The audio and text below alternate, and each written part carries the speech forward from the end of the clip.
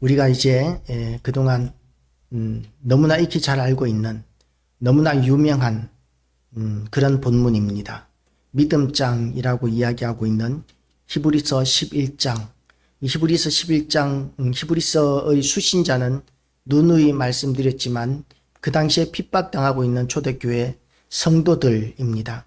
초대교회 성도들은 예수 믿는다는 것 때문에 너무나 많은 박해와 고난을 당하는 가운데 있었습니다.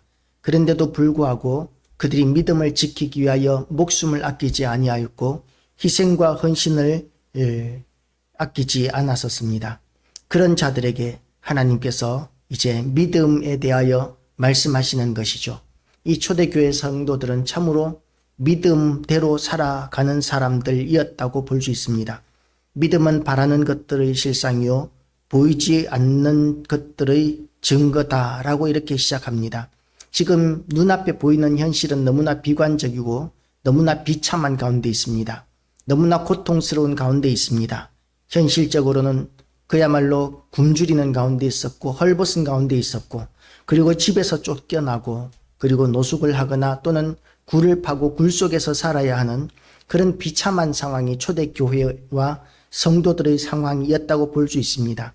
그런 현실만 바라보면 하나님을 믿고 예수 그리스도를 믿은 그 때문에 그야말로 그런 비참한 삶을 살아야 한다면 믿음을 얼마든지 버릴 수 있는 그런 여건입니다. 실제로 초대교회 가운데 이 히브리서가 쓰여지는 가운데서는 너무나 많은 사람들이 믿음을 떠나고 있는, 그래서 교회가 연약해져 가고 있는 그런 가운데 이 편지를 기록하였습니다.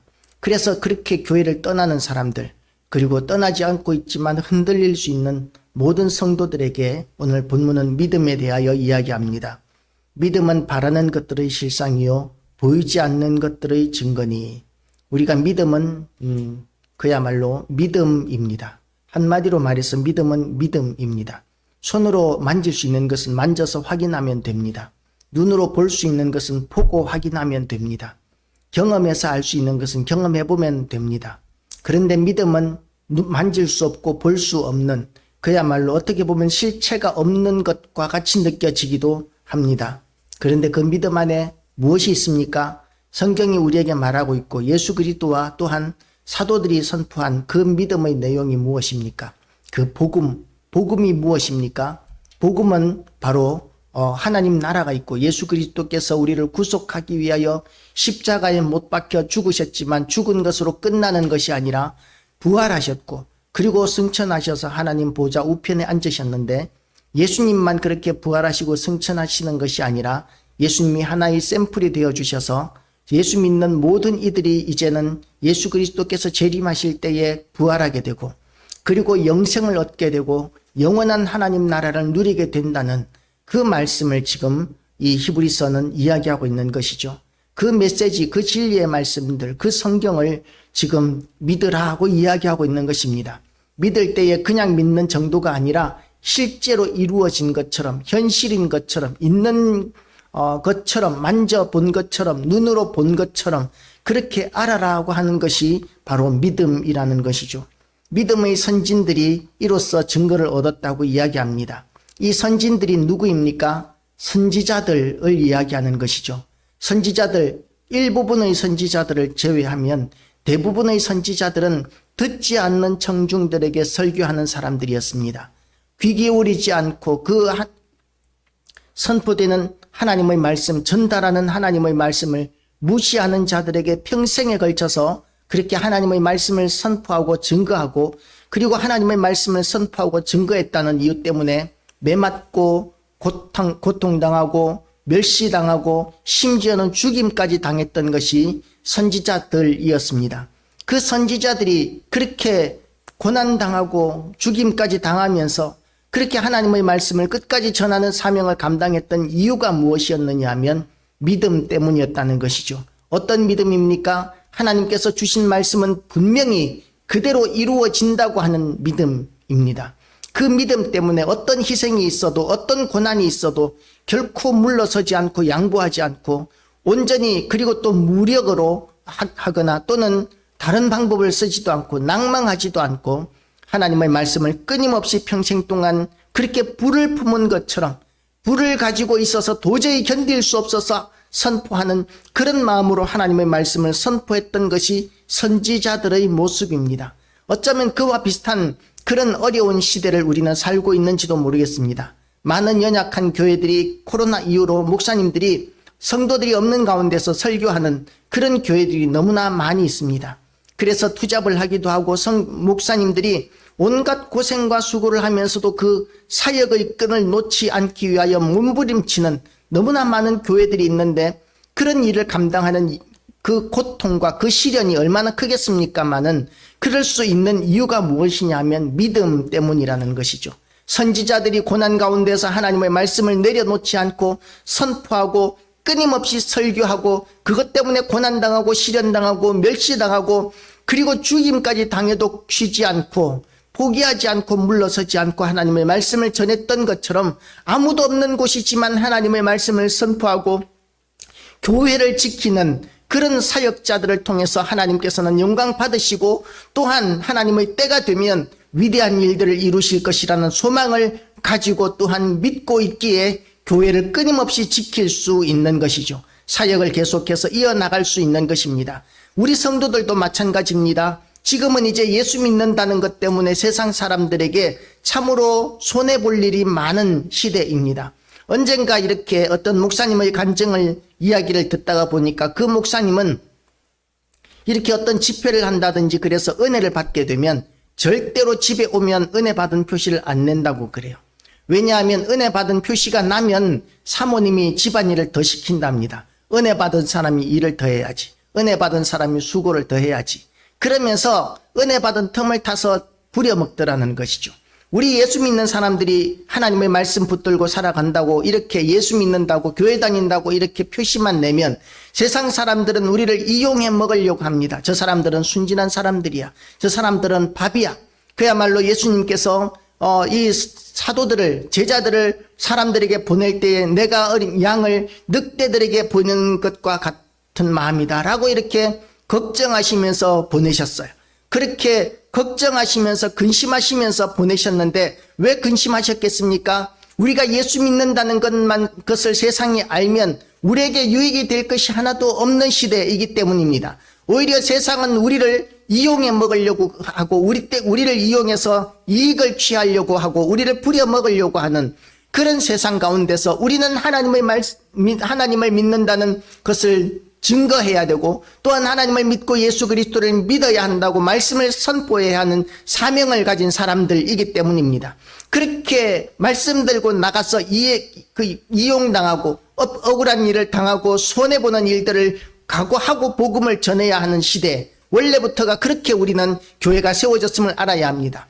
우리 시대만 그렇게 손해를 보는 것이 아니라 초대교회 때부터 예수 믿는다는 것 때문에 얼마나 많은 멸시와 손해를 보고 희생을 당하고 고난을 당하고 죽임까지 당하고 순교하는 이들이 얼마나 많았기 때문에 지금 우리에게까지 이렇게 복음이 전파되어 올 수 있었고 우리가 지금 예수 믿을 수 있게 된 것이죠.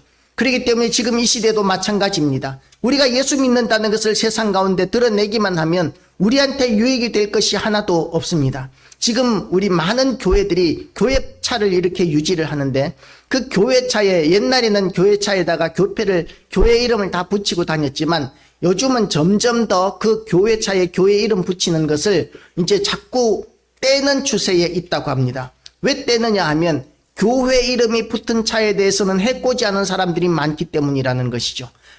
아무런 잘못하는 것이 없는데도 불구하고 그냥 괜히 앞에 와서 이렇게 급정거를 한다든지 이런 식으로 교회 차는 무조건 양보해야 되는 것처럼 여기고 밀고 들어온다든지 이런 식으로 위험한 상황에 많이 처하게 되기 때문에 교회 차들이 자꾸만 그렇게 교회라는 이름을 안 붙이고 다니는 차들이 늘어나고 있다고 합니다. 이런 시대에 우리가 복음을 전하는 삶을 살고 사명 감당하는 삶을 살기 위해서는 우리가 믿음을 붙들어야 합니다. 믿음을 붙들지 않고서는 이 악한 세상 가운데서 우리는 사명 감당하는 삶을 절대로 살 수 없기 때문입니다. 우리의 선진들도 마찬가지였다고 오늘 본문은 이야기하고 있습니다. 무엇을 믿습니까? 예수 그리스도 십자가 죽으심과 승리에 대한 그 복음의 믿음, 복음의 승리에 대한 믿음, 하나님께서 우리를 위하여 예비해 놓으신 영원한 하나님 나라에 대한 믿음, 이 믿음이 우리의 유일한 방패가 되고 그리고 기둥이 되고 산성이 되고 반석이 되는 것이죠. 내가 이 반석 위에 교회를 세우리라고 베드로에게 예수님께서 말씀하셨을 때에 그 반석은 베드로가 아니라 사실은 베드로가 가지고 있던 그 믿음, 베드로가 가지고 있던 것과 같은 그 믿음 위에 하나님 예수님께서는 교회를 세우셨고, 그리고 그랬기 때문에 교회가 지금까지 유지될 수 있는 것이고 여기까지 복음이 전파되고 확장되어 나갈 수 있었습니다. 베드로 인간이 아니라 베드로가 가지고 있었던 것과 같은 그 믿음, 그 믿음이 어떤 믿음이었습니까? 주는 그리스도시요 하나님의 아들이시니이다 하는 그 믿음, 예수님을 하나님의 아들이시고 그리스도시라고 믿는 그 믿음이 우리가 하나님 앞에서 살게 하는 힘이 되어 주는 것이죠. 그래서 우리도 믿음을 붙드시기를 주님의 이름으로 축복합니다. 믿음의 선진들, 그리고 사도들, 초대교회 성도들 모두 다 사실 현실적으로 보면 도저히 신앙생활을 유지할 수 없는 너무나 불리한 환경 가운데서 살았지만, 그럼에도 불구하고 하나님께서 주신 믿음 붙들었기 때문에 그들이 끝까지 믿음을 버리지 않고 사명 감당할 수 있었고, 현실적으로는 절대적으로 불가능한 위대한 일들을 감당하는 삶을 살 수 있었던 것이죠. 그래서 우리가 믿음을 붙드시기를 주님의 이름으로 축복합니다. 이 말씀대로 믿음은 바라는 것들의 실상이요 보이지 않는 것들의 증거라 하는 그 믿음을 붙드시기를 축복합니다. 그러면 하나님께서 그 믿음에 합당한 능력도 부어주시고 여건도 허락하여 주시고 형통하게 열어주실 때가 있을 것입니다.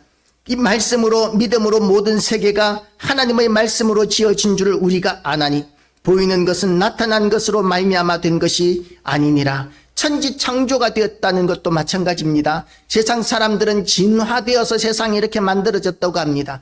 우주의 시작은 그야말로 볼링공만한 조그만한 그 우주의 근원에서 대폭발, 빅뱅이 일어나면서 지금 이렇게 어마어마하고 무한한 우주가 만들어졌다고 그렇게 주장을 합니다. 그런데 성경은 하나님께서 말씀으로 세상을 지으셨다고 이렇게 이야기합니다.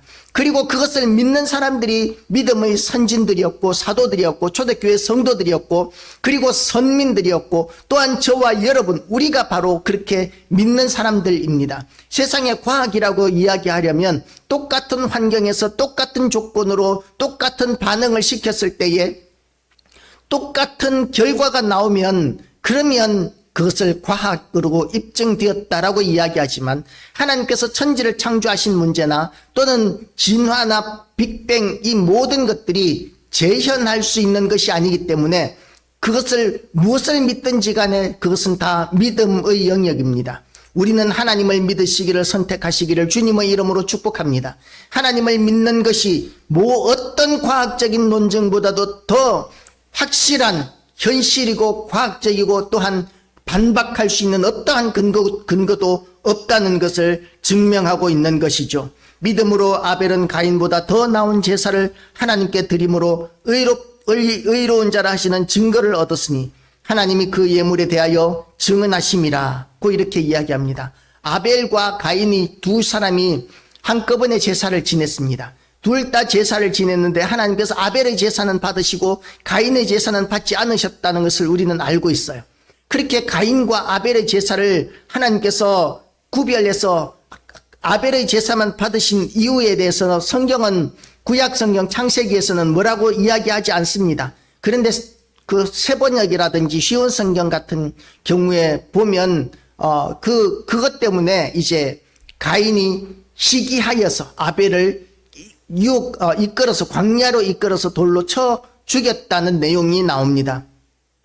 그런데 오늘 본문에 보면 아벨은 가인보다 더 나은 제사를 하나님께 드림으로 의로운 자라 하는 증거를 얻었으니 하나님이 그 예물에 대하여 증언하심이라.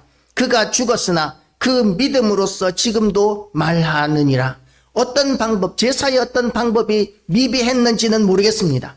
그러나 결론적으로 이야기하면 결국은 믿음에 달려 있었다는 것이죠. 아벨의 제사는 하나님께 예배드릴 때에 하나님이 기뻐하시는 믿음이 있었기에 하나님께서 연락하셨다고 이렇게 오늘 본문은 이야기하고 있습니다.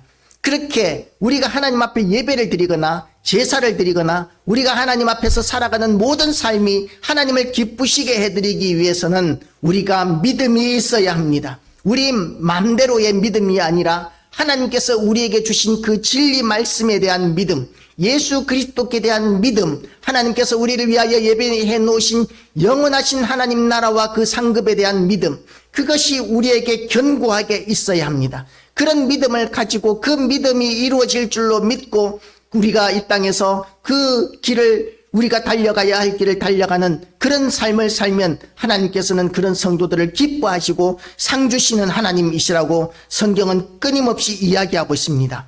또 이야기하고 있는 사람이 에녹입니다. 믿음으로 에녹은 죽음을 보지 않고 옮겨졌으니 하나님이 그를 옮기심으로 다시 보이지 아니하였느니라. 그는 옮겨지기 전에 하나님을 기쁘시게 하는 자라 하는 증거를 얻었느니라. 에녹이 하나님과 동행함으로 말미암아 에녹은 하나님 앞에 죽음을 보지 않고 승천한 첫 번째 사람이 되었습니다. 그런데 그렇게 하나님을 기쁘시게 한 이유가 무엇이었는지에 대해서 오늘 본문은 믿음이라고 이야기합니다. 믿음으로 에녹은 죽음을 보지 않고 옮겨졌으니 무슨 믿음이겠습니까?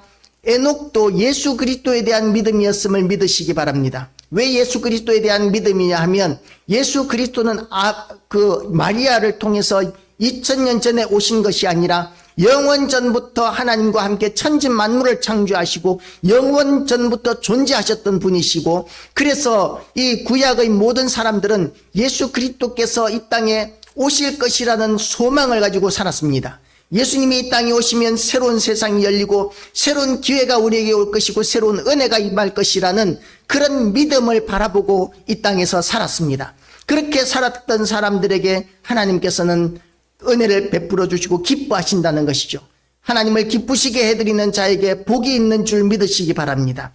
에녹이 그렇게 하나님을 기쁘시게 해드렸던 것은 믿음이었습니다. 예수 그리스도께 대한 믿음, 하나님이 기뻐하시는 믿음, 그 믿음으로 우리도 에녹과 같이 그렇게 하나님을 기쁘시게 해드리기를 주님의 이름으로 축복합니다. 6절 말씀은 많은 사람들이 암송하는 구절입니다. 믿음이 없이는 하나님을 기쁘시게 하지 못하나니 하나님께 나아가는 자는 반드시 그가 계신 것과 또한 그가 자기를 찾는 자들에게 상 주시는 이심을 믿어야 할지니라. 하나님이 기뻐하시는 것은 사람은 믿음이 있는 사람입니다.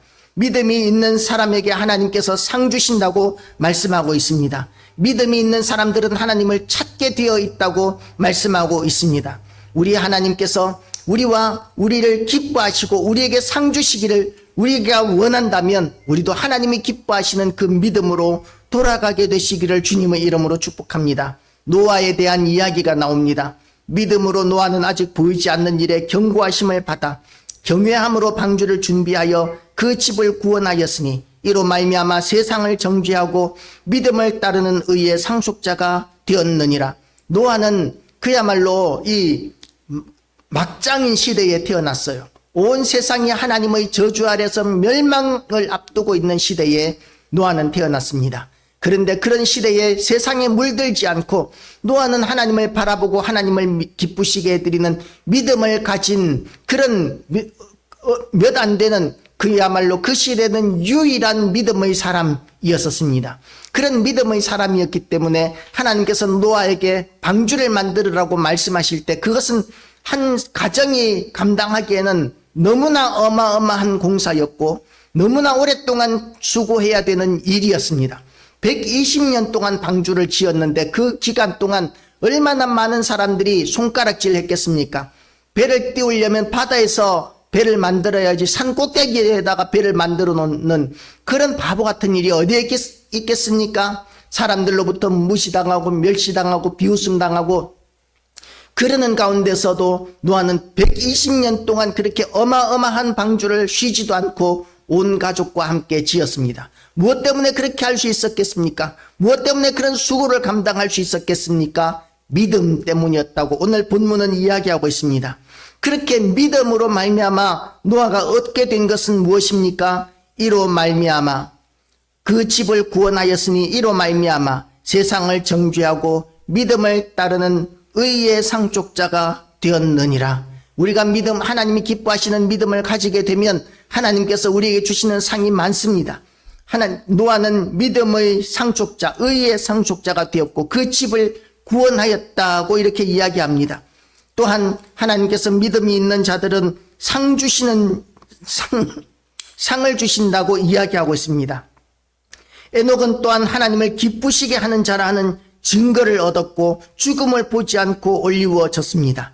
그리고 또한 아벨은 믿음의 제사를 드렸기 때문에 하나님께서 그 아벨을 기뻐하시고 그리고 죽었으나 그 믿음으로써 지금도 하나님 앞에서는 살아있는 존재, 영생하는 존재, 하나님이 기뻐하시는 자라는 이름이 붙은 영광스러운 이름이 되었습니다. 우리도 이와 같이 하나님을 기쁘시게 해드리는 믿음을 우리도 붙들고 우리도 이렇게 영생을 누리고 상을 받고 그리고 축복을 받는 우리 모든 교회와 성도 되시기를 주님의 이름으로 축복합니다. 기도하시겠습니다.